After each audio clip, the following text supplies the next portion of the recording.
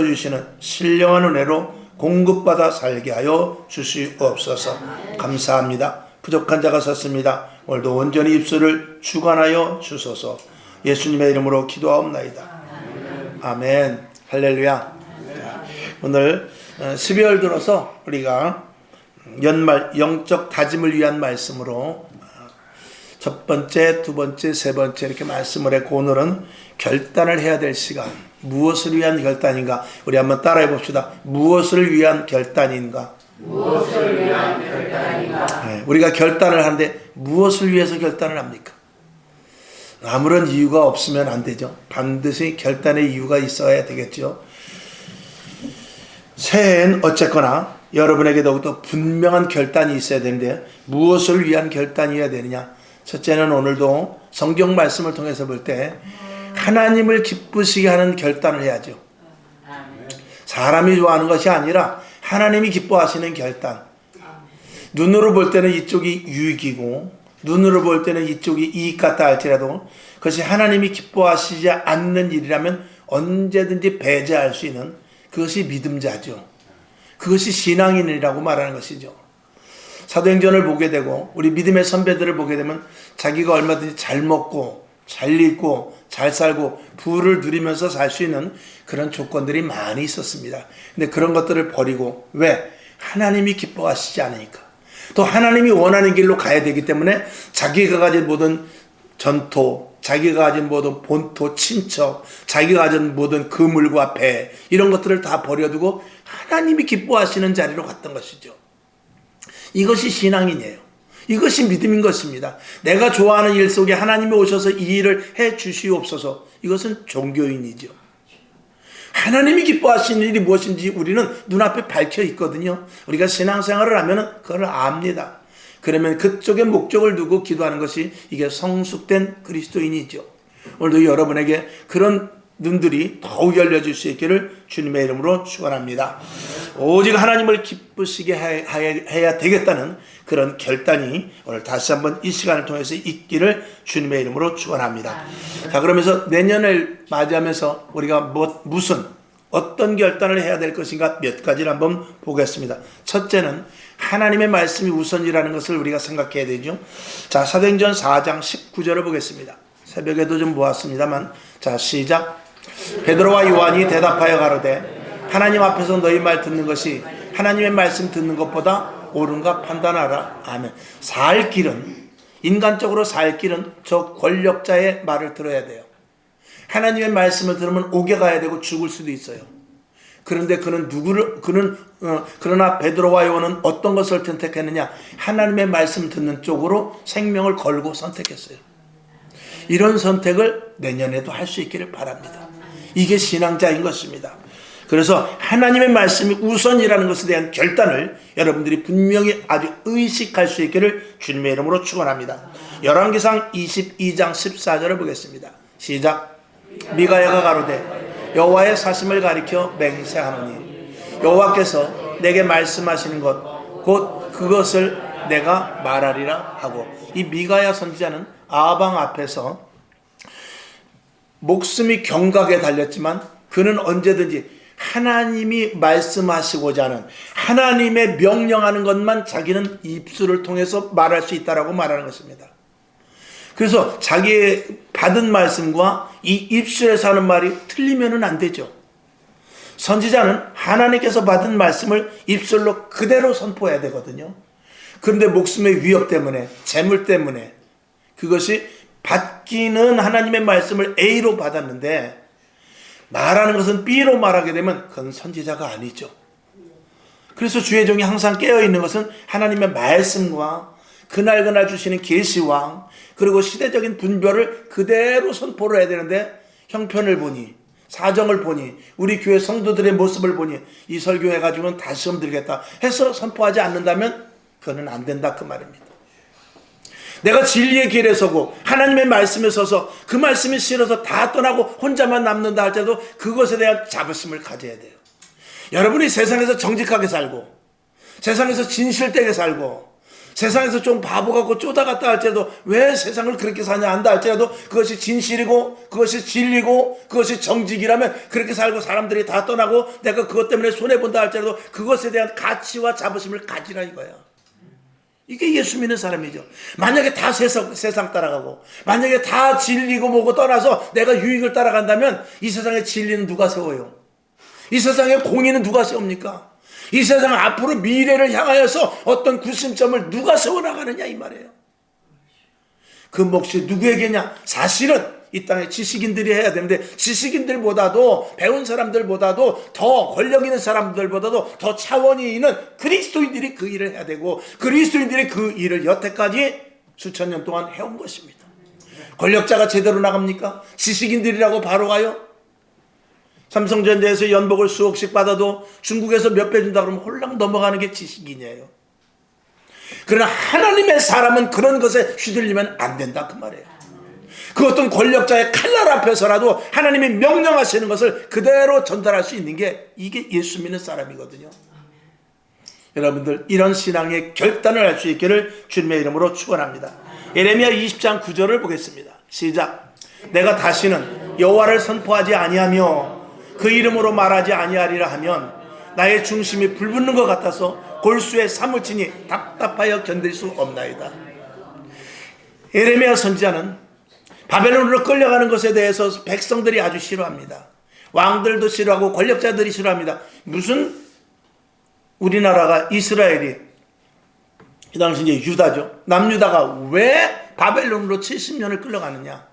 저 북이스라엘은 아수르에 저놈들은 북이스라엘 놈들은 못됐기 때문에 그들은 끌려가서 혹은 그들은 멸망당해도 싸지만 우리 남유다는 그래도 하나님을 얼마나 잘 섬기는데 지금도 똑같죠. 북한은 종교를 핍박하고 왕정체제에서 아주 공산체 속에서 잘못 사니까 그러지만 대한민국은 그래도 하나님을 잘 섬기는데 하나님께서 끝까지 보살펴 주실까 하는 이런 착각을 갖지 말라 이 말이에요. 대한민국이 어떻게 보면 북한보다도 백성들의 심중은 더 썩었는지도 몰라요. 더 부패되었을지도 모르다 이것입니다. 욕심과 거짓과 탐심과 술수와 그리고 정권과 사상과 이런 것에 오히려 더 물들어서 북한에 있는 순수한 국민들보다도 더 타락되어 있을지도 모르는 것을 우리는 내 자신을 들여다볼 수 있어야 돼요. 여러분이 좋은 옷 입었다고 좋은 사람입니까? 대학 나왔다고 그 사람이 기준이에요? 그런 건 아닌 것이거든요.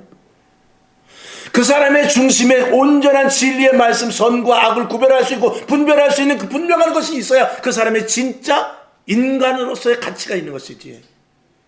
국회의원이라고 다 옳습니까? 시장이라고 옳아요? 그런 것이 아닙니다. 박사가 말하는 말이 다 맞습니까? 그 속에서 자기 생각과 자기의 계획과 자기 욕심으로 말미암아 여과되기 시작하면 모든 것들은 다 진리에서 파괴되고 마는 거예요. 오늘 이 예레미야는 이 속에서부터 성령님께서 말씀하시는 것을 거역하지 못하고 그리고 입으로 뱉을 수밖에 없는 그런 이 속에서부터 뜨거운 성령의 역사를 거역하지 않았던 사람이에요.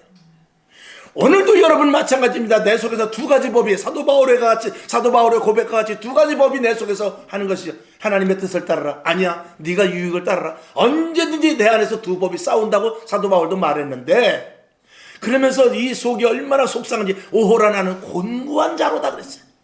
하나님의 말씀을 따르자니 육신이 힘들고 하나님의 말씀을 따르자니 핍박을 받고 하나님의 말씀을 따르자니 일가 친척이 다 도망가고 하나님의 말씀을 따르자니 나를 미워하는 사람들이 너무 많아지니 따를 수가 없었던 것이죠. 그러나 그럼에도 불구하고 사도 바울도 그렇고 예레미야도 그렇고 이 속에서부터 성령님께서 인도하신 대로 가지 않을 수가 없었던 거예요. 이게 예수 믿는 사람이에요. 이런 성령으로 말미암아 따라갈 수 있는 결단이 이제 앞으로 필요한 시대가 왔습니다. 내년에는 힘든 시기가 올 수 있어요.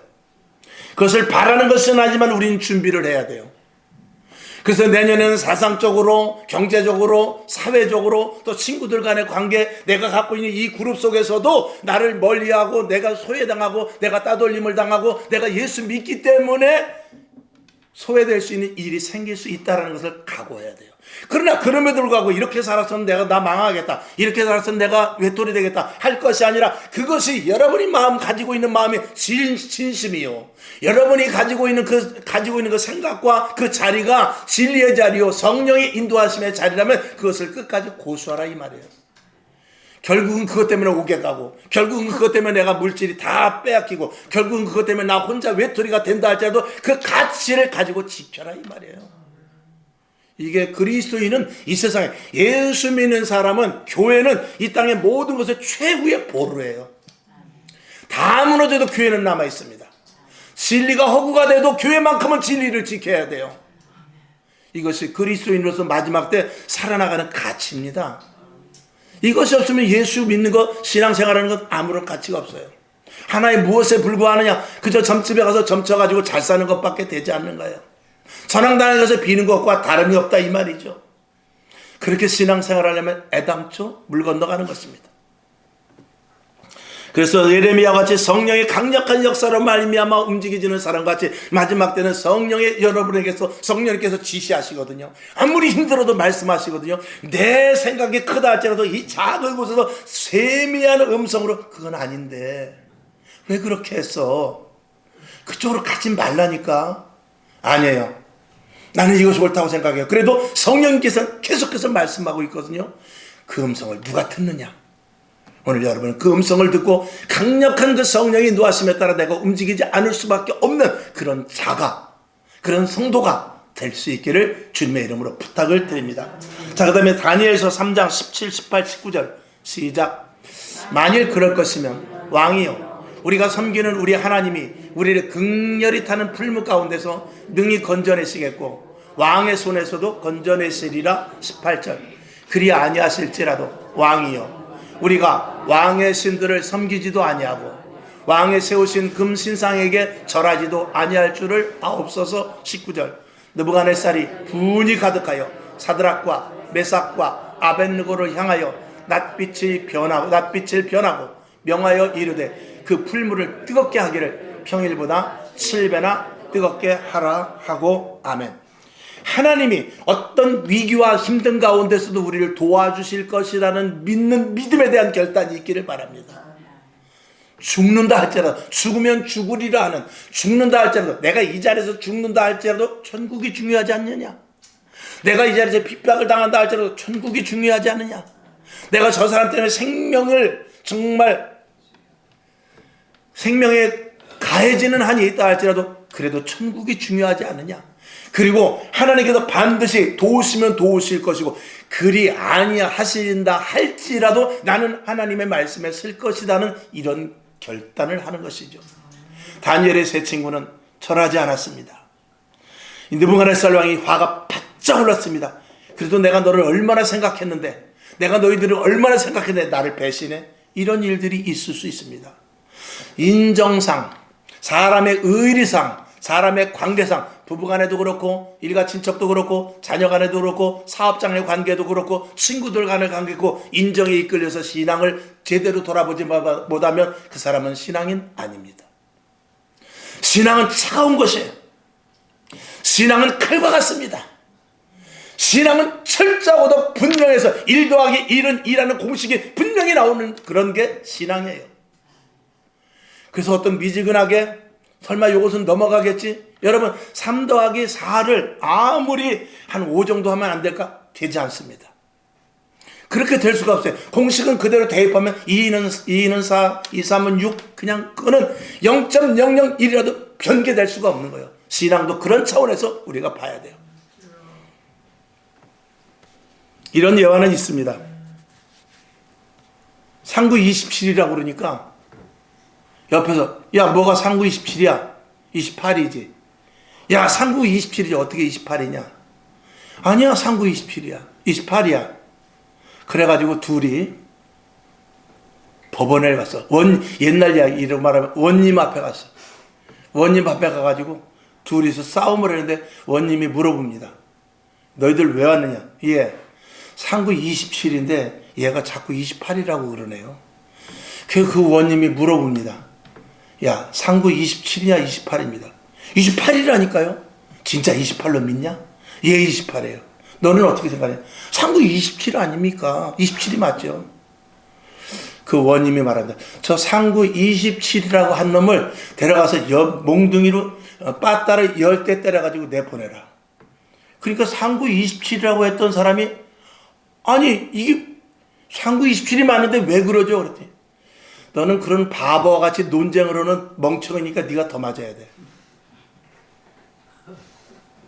말씀을 이해를 잘 들으셔야 됩니다. 그런 거예요. 왜 그런데 그런 사람하고 논쟁을 해요? 왜 그런 거 불법하고 논쟁을 하냐 이 말이에요. 아닌 것에 대해 논쟁해봐야 여러분 하나님이 살아계십니다. 세상 사람들에게 하나님이 살아계십니다. 그러면 하나님 어디서 보여줘? 논쟁해봐야 소용없는 거예요. 논쟁을 떠나서 하나님은 어떻게 하죠? 하나님은 살아계신 거예요. 이게 팩트 아니에요? 우리가 부부간의 싸움, 친구간의 관계, 그리고 사회생활하는 모든 것도 마찬가지입니다. 만약에 사회생활에서도 이게 회사의 공식 방침이 이렇다, 공식 지침이 이렇다 그러면 아무리 타협이 들어오고 그리고 공격이 들어오고 아무리 이렇게 같이 좀 어떻게 수작을 부리자 그런다 할지라도 거기에 대해서 흔들리지 않고 분명히 내려온 지침에 대해서 정의를 가지고 그 지침 때문에 부장의 비리로 말미암아서 내가 모가지가 잘리는 한이 있더라도 회사의 지침 때문에 잘리면 그게 명예로운 거라 이 말이에요. 이런 일들을 보이지 않는 일들, 비록 그 억울함이 풀어지지 않는다 할지라도 끝까지 고수해야 될 사람은 누구냐? 예수 믿는 사람이어야 되는 것입니다. 이게 그리스도인의 가치죠. 그렇게 살아야 돼요. 손해가 문제가 아니라 가치를 가지고 살아야 돼요. 내가 유익을 보지 못하고 내가 옥에 갇힌다 할지라도 그것이 진리라면 진리에서 내가 죽어서 그것이 결국은 밝혀지지 않는다 할지라도 끝까지 진리 속에서 내가 그 진리 속에서 죽어버리는 게 더 낫다 이 말이에요. 불의에서 살지 말고 진리 속에 죽어버리는 게 차라리 낫다 이 말이죠. 이걸 그리스도인이라고 하는 것입니다. 그러니 오늘 다니엘의 세 친구도 하나님께서 이 풀무불 속에 들어갔는데 구해주실 것이면 살 것이고 그리 아니하신다 할지라도 나는 왕의 명령을 들을 수가 없나이다. 얼마나 멋있어요. 죽는 게 문제가 아니라 하나님의 말씀 속에서 죽어버리는 거, 이게 멋진 사람 아니에요. 진리로 말미암아 죽기를 바라요. 진리 때문에 죽을 수 있어야 돼요. 이게 그리스도인으로서의 멋진 가치입니다. 그 다음에 열왕기상 18장 21절을 보겠습니다. 자, 시작. 엘리야가 모든 백성에게 가까이 나아가 이르되 너희가 어느 때까지 두 사이에서 머뭇머뭇하려느냐? 여호와가 만일 하나님이면 그를 쫓고 바알이 만일 하나님이면 그를 쫓을지니라 하니 백성이 한 말도 대답지 아니하는지라. 아멘. 중립이 아닌 분명한 하나님께로서 나아가는 결단이 있기를 바랍니다. 오늘 이스라엘 백성들은 바알과 하나님 쪽에서 중간에서 머뭇머뭇거렸다고 그랬어요. 이거 바알 쪽으로 가야 되나? 하나님의 말씀이 맞기는 맞는데 하나님의 편에 서면 내가 죽을 수도 있고 불이익을 당할 수도 있는데 어떻게 하지? 중간에 어정쩡하게 서 있으면 안 된다 이 말이죠. 조금 전에 진리 위해서 죽는 거와 마찬가지로 여러분 독립운동을 했던 독립투사들이 그들이 생명 때문에 내가 나라를 살리고 나도 살아야 되겠다 하는 그런 사람은 독립운동 못합니다. 나라를 살지만 내가 죽는 한이 있더라도 이럴 때 독립운동 하는 거거든요.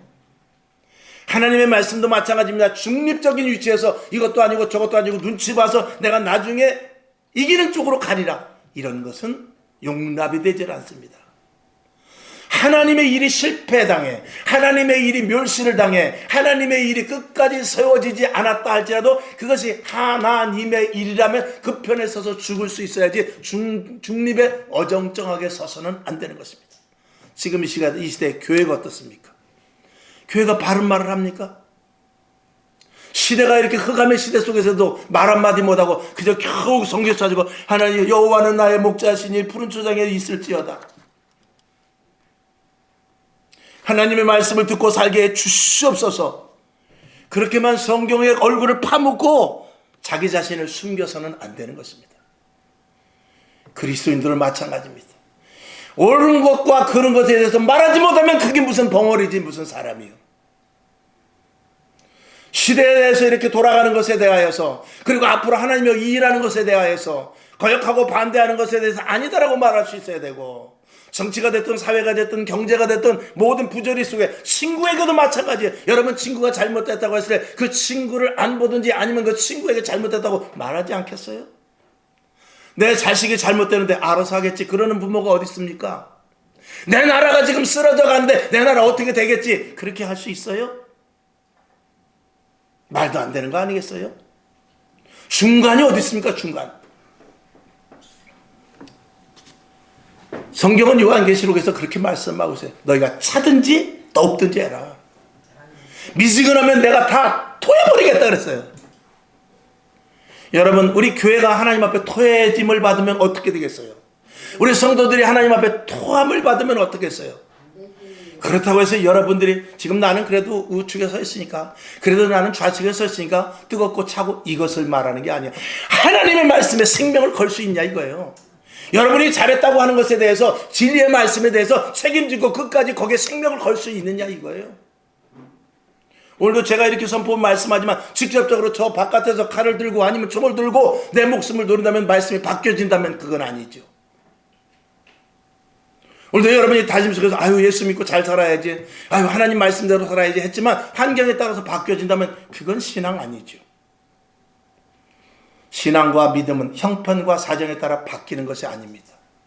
잘못된 것이 있으면 지적하고, 그리고 그 사람과 결별이 된다 할지라도 끝까지 내가 옥에같이는 아니었다 할지라도 그거 아니야, 친구야 그건 아니야, 친구야 거기는 아니야, 친구야 그거는 잘못된 거야 라고 말해야 그게 진짜 친구죠. 그리고 죽어서 내가 그냥 형장의 이슬로 사라진다 할지라도 거기에 가치를 두는 게 이게 인간인 것입니다. 짐승은 그런 거 없습니다. 짐승은 늘 제가 말씀을 드렸듯이 도둑놈이, 자기 주인이 도둑놈이 보따리에다 도둑질을 한 걸 하나 끌고 가도 강아지가 주인한테 주인님 왜 도둑질해 왔어요? 그러면 안 되죠. 아무리 내가 당신 당신 앞에서 밥을 먹지만 나는 당신에게 꼬리 칠 수 없습니다. 이러는 개는 없어요.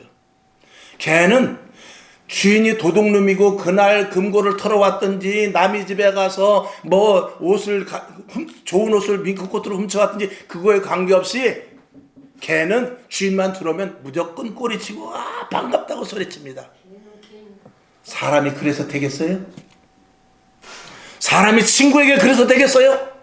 사람이 정권 앞에서 그래야 되겠어요? 남편과 아내 앞에서 그래야 되겠어요? 안 됩니다. 부모라 할지라도 아닌 건 아니에요.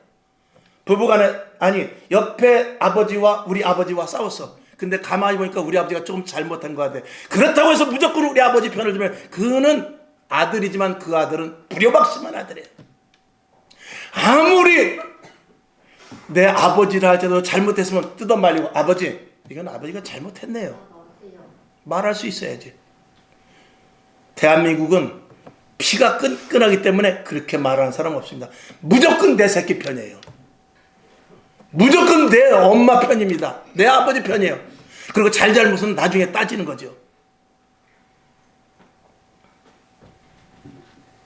애들 둘이 도둑질하다 걸렸어요. 이쪽 부모도 오고 이쪽 부모도 왔어요. 우리 애는 착한데 저놈이 나빠서 그랬어요. 저놈이 맨날 전화해가지고 꼬셔서 도망갔어요. 그놈이 네 아들이야. 그놈이 그렇게 생각을 안 한다 이거예요. 여호수아 5장 13절을 봅시다. 13, 14, 15절 시작. 여호수아가 여리고에 가까웠을 때 눈을 들어본즉 한 사람이 칼을 빼어 손에 들고 마주서는지라. 여호수아가 나아가서 그에게 묻되 너는 우리를 위하느냐 우리의 대적을 위하느냐. 14절 그가 가로되 아니라 나는 여호와의 군대 장관으로 이제 왔느니라. 여호수아가 땅에 엎드려 절하고 가로되 나의 주여 종에게 무슨 말씀을 하려 하시나이까. 15절 여호와의 군대 장관이 여호수아에게 이르되 내 발에서 신을 벗으라. 내가 선 곳은 거룩하니 여호수아가 그대로 행하니라. 군대 장관을 만났어. 근데 당신은 하나님 편이요 아니면 적군 편이요 누구 편이요 그랬을 때 그 군대 장관은 다른 말 하지 않습니다. 나는 여호와의 장관이다. 내 앞에서 신을 벗으라. 나는 이 편 저 편이 아니라 네가 나를 따라와야 될 거야. 너는 나를 따라와. 내가 어느 편에 서서 너를 도와주려고 생각하는 것이 아니야. 너는 나를 따라와야 되는 거야. 여러분, 이 말씀을 여러분 중히 잘해야 돼요. 만약에 이 군대 장관이 와서 나를 도우러 왔다. 군대 장관이시여, 내가 아말렉을 치러 가니까 도와주시기를 바랍니다 하고 군대 장관을 빌어 쓰는 것이 아니라 우리가 군대 장관 편에 들어가라 그 말이에요. 하나님을 빌어서 내 대적을, 내 불의역을, 물론 그것이 하나님 기뻐하시는 일이야. 그렇지만 그것을 네가 하는 것이 아니라 네가 하나님으로 들어가. 하나님의 일 속으로 들어가라 그 말이에요. 그게 뭐냐면 성령의 사람이 되어라 그 말이에요. 엘리야는 하나님의 편에 서라고 계속해서 촉구를 합니다. 머뭇머뭇거리지 말라고 말하죠. 여호수아는 군대 장관 속으로 들어가 버렸습니다. 왜? 군대 장관 앞에서 신발을 벗어버렸어요. 전쟁을 포기하고 누구한테 맡기죠? 그 군대 장관한테 맡기는 것입니다. 내가 아말렉을 치러 가는데 군대 장관 같이 가 주십시오가 아니에요. 이쪽도 저쪽도 아닌 거. 만약에 나침판이 있는데 이 나침판을 누가 붙잡고 있으면 큰일 납니다. 나침판을 그냥 놔둬야 돼요. 나침판을 놔둬야지. 어떤 힘 있는 사람이 나침판을 꼭 붙잡고 이쪽이야 라고 했는데 그 힘 때문에 무서워서 그 나침판이 가리키는 것을 보고 아니야, 나침판이 가리치니까 북쪽이겠지 뭐. 그 사람의 손은 보지 않고 나침판만 보면서 나침판이 저쪽을 가리키고 있으니까 그쪽이 맞아하고 그쪽으로 따라간다면 그건 멍충이 바보죠. 그 사람이 손이 나침판을 붙잡고 있는 그 손을 걷어치워버려야 되는데 그 손은 그냥 놔두고 나침판이 그 손에 의하여서 북쪽을 가리켜야 되는데 서쪽을 가리키고 있어도 지금 나침판이 가리키고 있는 쪽이 북쪽이 맞아하고 따라간다면 안 된다 이 말입니다.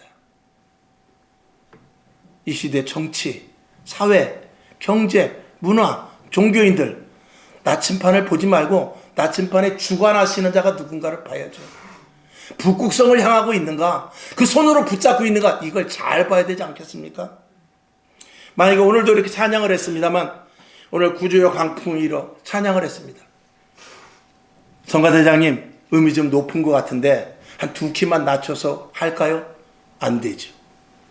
다른 사람들이 있기 때문에 안 되는 거예요. 본 악보에 있는 그 악보 그대로 피아노 반주와 똑같이 그대로 자기가 맞춰서 해야 되는 거예요.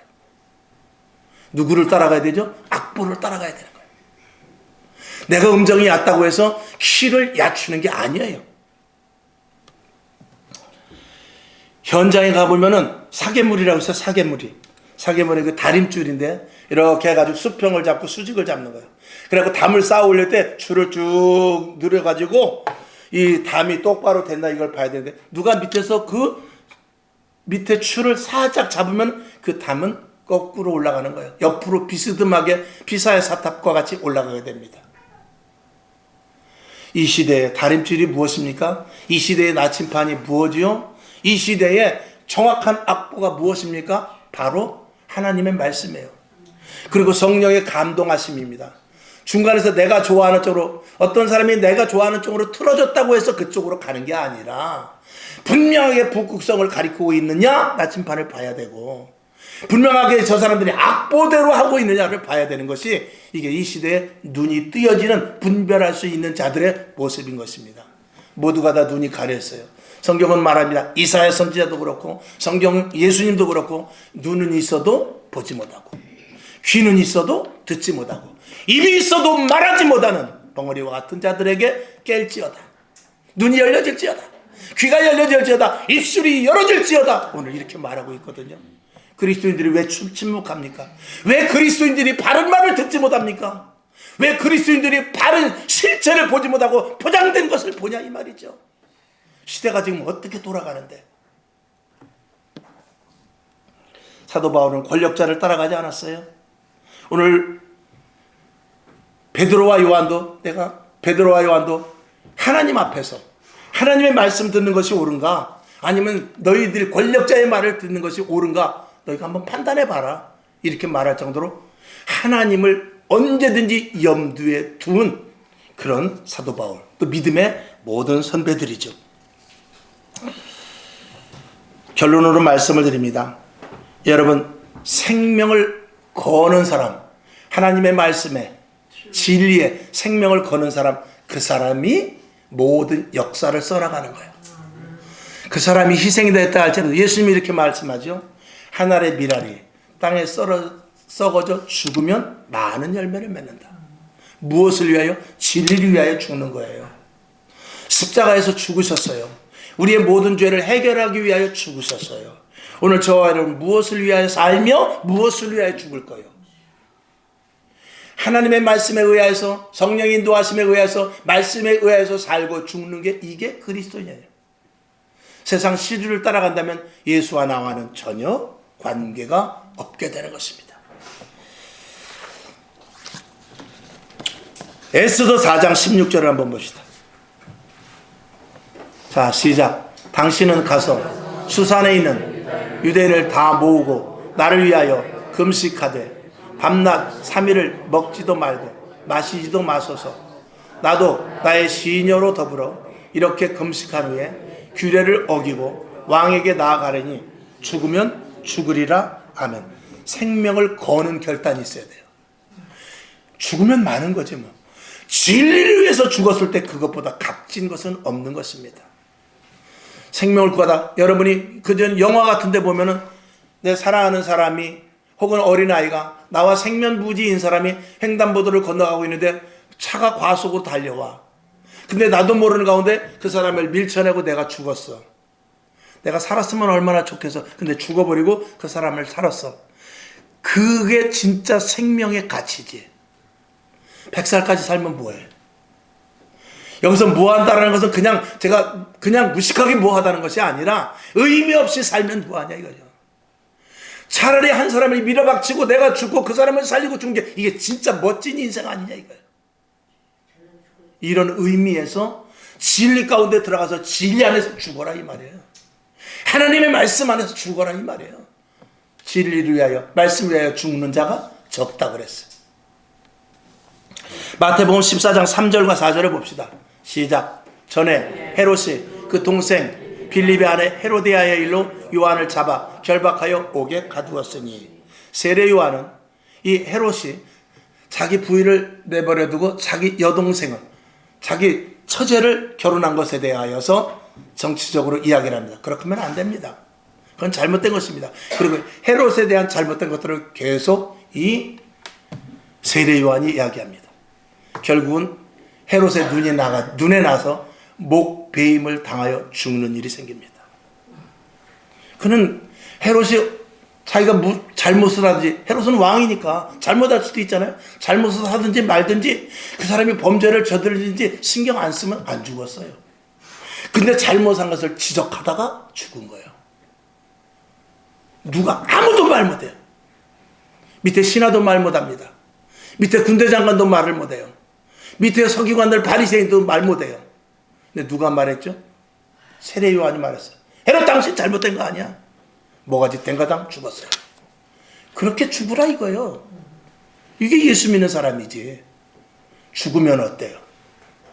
어차피 침대에서 죽으나 의롭게 칼에 정말 불법한 자에 의해서 의로운 칼에 죽으나 어떻게 죽는 것, 이런 것들도 여러분 예수를 믿기 때문에 한번 생각해 보라 이거예요. 사도행전 16장 23절을 봅시다. 시작. 많이 칠 후에 옥에 가두고 간수에게 분부하여 든든히 지키라 하니 24절. 그가 이러한 영을 받아 저희를 깊은 옥에 가두고 그 발을 착고에 든든히 채웠더니 25절. 밤중쯤 되어 바울과 실라가 기도하고 하나님을 찬미하며 죄수들이 듣더라. 아멘. 사명에 대한 결단이 있어야 돼요. 하나님께서 나를 부르셨으면 교회적으로 나를 쓰실 일이 있다. 이것에 대한 분명성을 가지라 이 말입니다. 그러면서 아무리 힘들고 어려워도 난 주의 일을 해야 되겠다는 결단을 하면서 26년도를 맞이할 수 있기를 바랍니다. 사도 바울은 지금 옥에 갇혔어요. 착고에 묶였습니다. 이제는 여기서 끝입니다. 그런데 그는 무슨 소망을 가졌냐? 그 안에서 찬양을 하면서 하나님께서 반드시 로마에까지 보내주시겠다는 그 약속을 믿고 있었어요. 여러분, 우리 교회에서 흐지부지하게 있을 뿐이 아니라는 것을 스스로 생각하시길 바랍니다. 내가 교회를 위해서 내가 10명은 전도해야 되겠다. 내가 우리의 재정을 위해서 내가 사업이 잘 돼야 되겠다. 내가 우리 성도들, 노인네들을 좀 내가 어우러야 되겠다. 내가 젊은이들을 좀 끌어모아야 되겠다. 내가 성가대라면 성가대에 내가 좀 주축이 되어서 4분의 1 되지 않게 내가 좀 주축이 돼야 되겠다. 이런 나름대로 자기의 사명을 하나님께서 주시는 감동으로 하라 이거예요. 여러분, 예배 드릴 때마다 마음에 오는 게 있지 않습니까? 기도할 때마다 마음에 감동 오는 게 있지 않습니까? 그걸 지켜나가라 이 말입니다. 그런 것들을 지켜나가려고 할 때 반드시 마귀가 방해하죠. 그것을 이기고 결단하면서 예수의 이름으로 명하노니 방해하는 것들은 물러갈지어다. 하나님이 나에게 주신 이 결단, 이 사명은 반드시 이루어진다 하는 이런 결단을 하면서 나아갈 수 있으라는 것입니다. 내년에 이제 직분자들을 맡을 터인데, 여러분, 직분을 통해서 늘 제가 엊그제도 말씀을 드렸습니다만, 성가대를 하든지 교회 주방에 가서 식당 일을 하든지 화장실을 청소하든지 아니면은 뭐 하다못해 여러분이 무엇을 하든지 간에 그것을 통해서 믿음이 자라야지. 일에만 파묻히면 안 되는 거예요. 그걸 통해서 성가대를 통해서 믿음이 자라고, 교회 주방에 가서 밥을 하면서 믿음이 자라고, 화장실 청소하면서 믿음이 자라고, 걸레질하면서 믿음이 자라고, 또 여러 가지 친교를 하면서 믿음이 자라고 이래야지. 믿음이 자라지 않는 예배가, 믿음이 자라지 않는 구역 예배, 믿음이 자라지 않는 남전도회 여전도회, 믿음이 자라지 않는 헌신봉사, 그거는 의미가 없는 것입니다. 다시 한번 결론으로 말씀드립니다. 우리는 사람을 기쁘시게 하려고 만들어진 존재가 아니에요. 하나님을 기쁘시게 하고, 아멘, 하나님께 영광을 올리며 하나님께 찬양하고, 하나님이 무엇을 기뻐하는 것에 대해서 항상 이 머릿속에 촉각을 염두를 두고 살려고 우리들을 지으셨고, 그렇게 하는 자들을 그리스도인이라 말하는 것입니다. 오늘 여러분에게 이 말씀이 내가 사람을 좋게 하랴, 하나님을 좋게 하랴, 내가 사람을 기쁘게 하랴, 하나님을 기쁘게 하랴, 이 말씀을 여러분들이 각인하고 내년에 한 3개월 정도 저녁 예배 때 하나님을 기쁘시게 하는 삶에 대해서 시리즈로 한 10회 정도 하려고 그래요. 또 기대하시면서, 왜? 이제는 점점 하나님 중심으로 하지 않으면 안 돼요. 하나님을 기쁘시게 하는 데 있어서 내 모든 것들을 포기해야 돼요.